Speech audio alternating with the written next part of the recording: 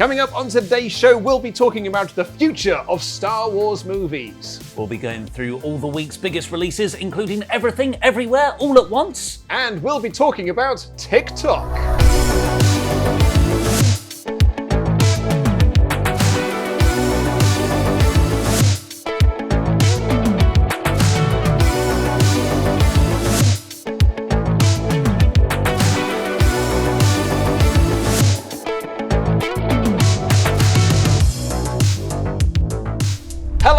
Welcome to What's On at Cineworld Cinemas. I am Luke Owen. I'm Ollie Davis, and I just love the way how you said TikTok. Why? It's just like this TikTok thing. Yeah, this old TikTok We're going to be covering that. We're going to be talking about TikTok. Tune in for the latest in tech.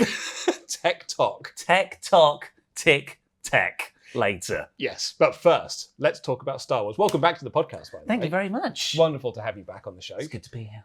Obviously, Dan's grand and everything, but he also smells a bit. So it's nice to have you here instead. But it's because he's gone into TikTok. He literally walked into the TikTok. And he'll have a TikTok thing going on. Yes, so we'll have more on that on next week's show and a little bit later on as well. So let's talk Star Wars. Because Kathleen Kennedy did an interview with Vanity Fair recently. Well, Vanity Fair did like a big write-up on Kathleen Kennedy, and she is the head of Lucasfilm, and therefore a lot of questions about Star Wars. She's the Kevin Feige of Star Wars movie producing. Exactly, yeah. And I would say that I think it's fair to say, aside from the money side of things, the reception to Star Wars since the Disney takeover has been mixed.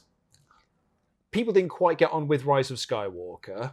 They loved Rogue One, but didn't really like Solo.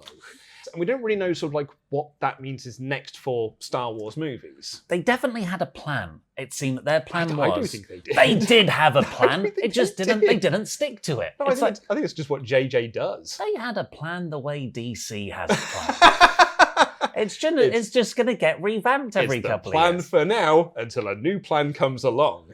We'll do this plan, but then we'll probably come back to a version of the MCU. So I always thought their initial plan from the relaunch was going to be this December, boom, here's a sort of episode 7.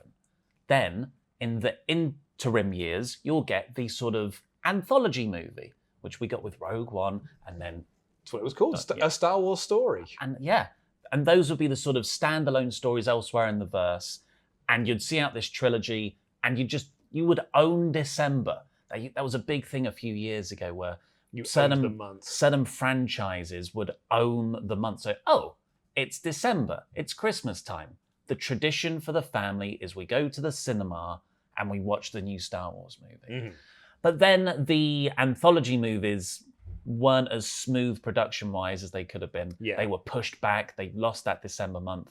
And then, and other films that were announced were sort of dropped. Yeah, there's quite a few of them. There was a Boba Fett movie that was going to be done that ended up not happening. So, but we're now looking at this interview that Kathleen Kennedy's done, where she has said that they're going to move away from doing Star Wars movies as trilogies, which is interesting because people might have misremembered this, but Rian Johnson was going to do a new Star Wars trilogy. Was he? The Game of Thrones guys were going to be doing a new Star Wars trilogy. Oh yeah, D.B. Weiss and David Benioff. But according to Kathleen Kennedy, I hesitate to use the words trilogy anymore because Star Wars is much more about persistent storytelling. And on the subject of Rian Johnson, said that Rian has been unbelievably busy with Knives Out and the deals for multiple movies. I love that.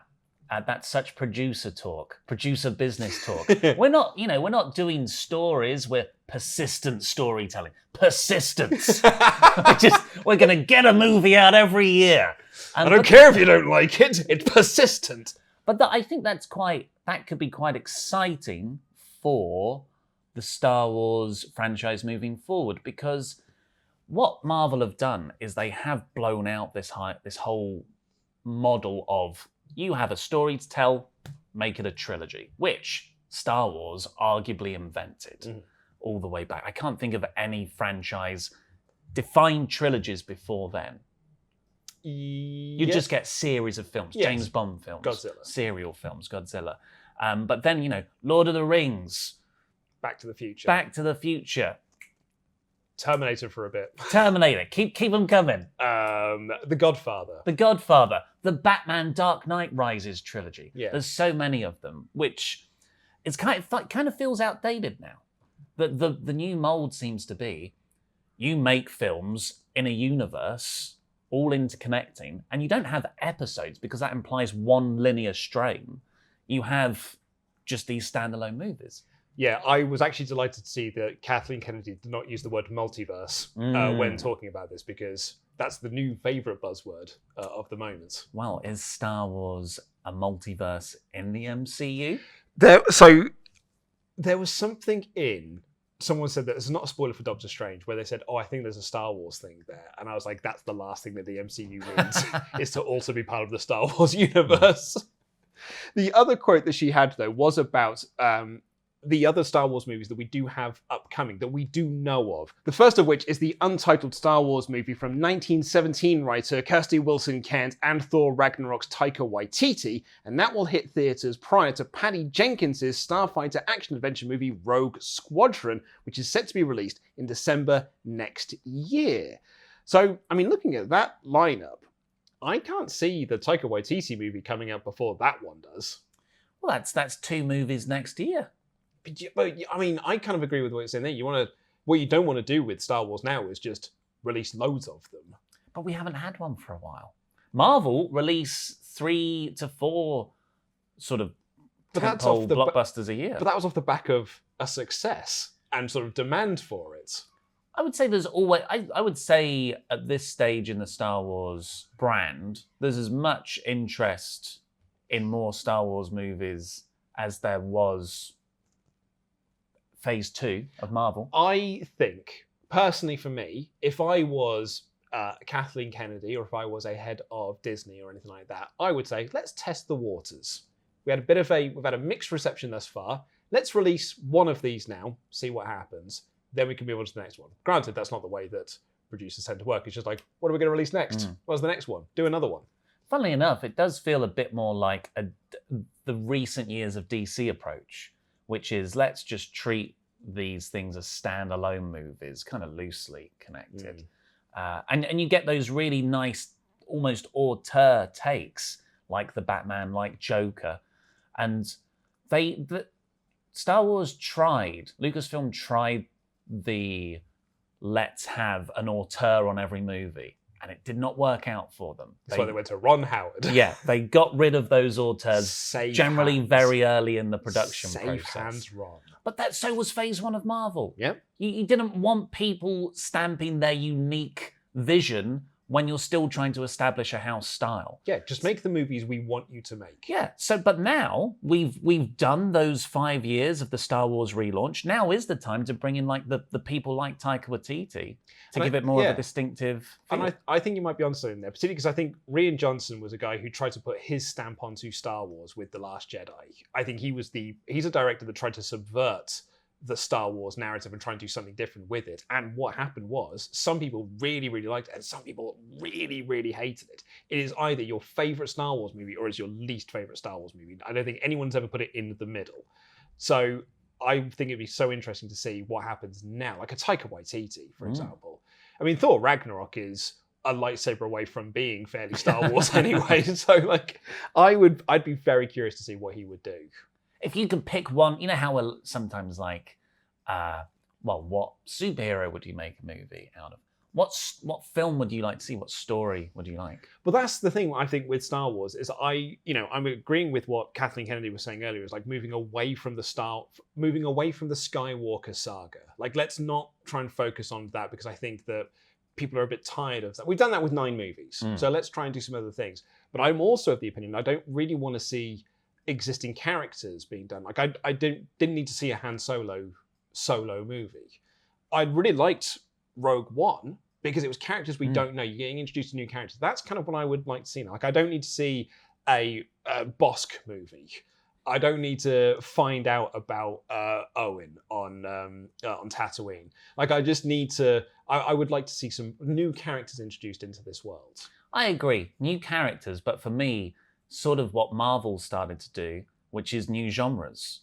Like imagine a horror film set within the Star Wars universe. That I like. Or a detective film, Yes. or what I want, and I like sort of political drama where everyone's voting on economic sanctions and sort of very subtle political stage warcraft.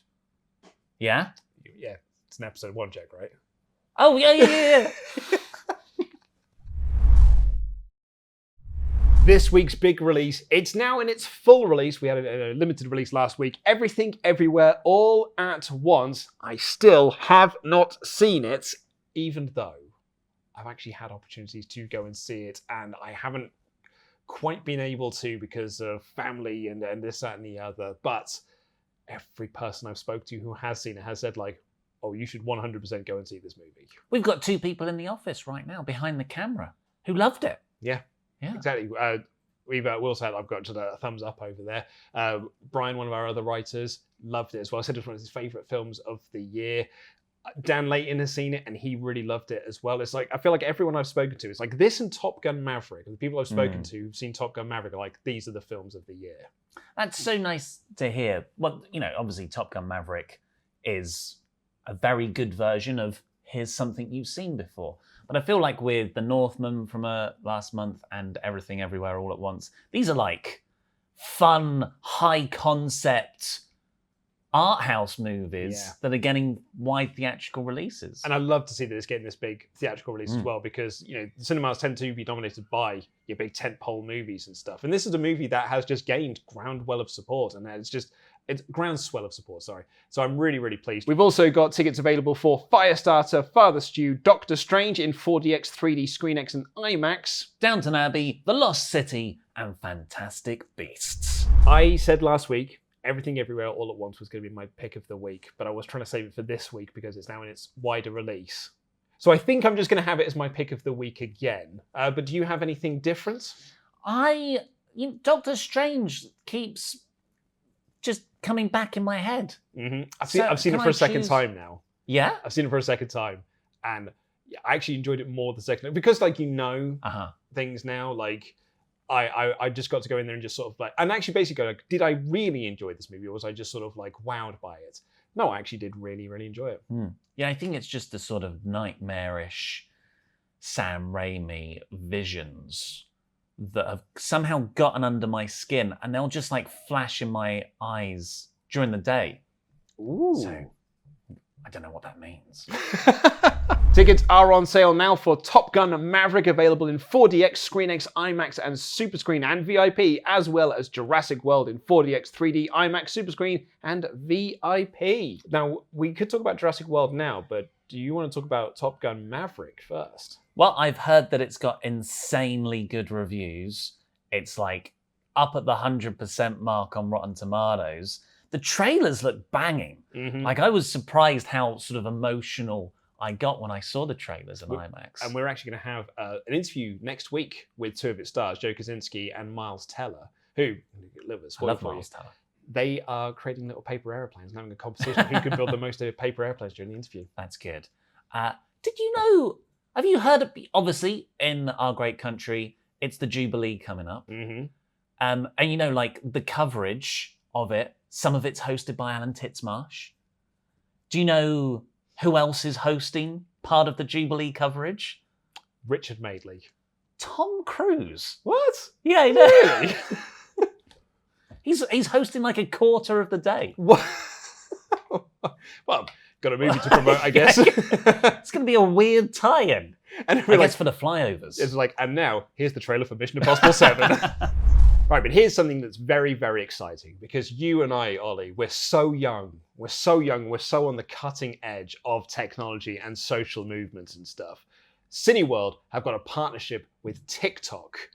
So Cineworld and TikTok and 4DX are coming together. Before each 4DX screening, a trailer will show that asks people to get their phones out and film themselves in 4DX in 3 different scenarios. The 3 scenarios are on a catwalk, shipwrecked and thrown underwater, or in an alleyway with ninja cats. We're then going to ask you to post those videos on TikTok with the hashtag Experience4DX. We've got some great movies coming up in 4DX like Jurassic World, Top Gun, Doctor Strange is already out, and the new Thor movie. 4DX, it does suck you into the movie because it's not just the screen, it's the It's the lights around the screen. It's the noise. It's the little freaking wind blasts that come out your chair. Is this going to be my gateway into getting into TikTok?